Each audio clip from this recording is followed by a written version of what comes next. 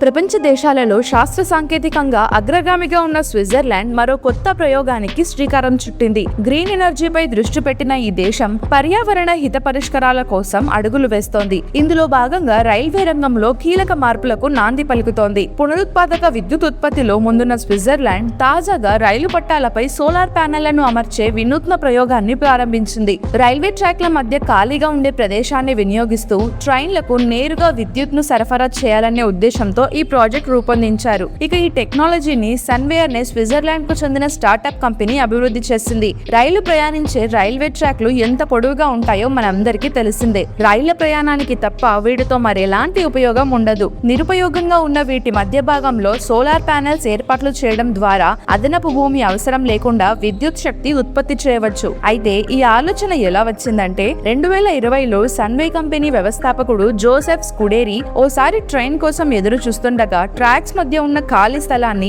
దేనికైనా ఉపయోగించుకుంటే బాగుంటుంది కదా అని అనుకున్నారట. ఈ ఆలోచన మరి మీకెలా అనిపించిందో కామెంట్ చేయండి.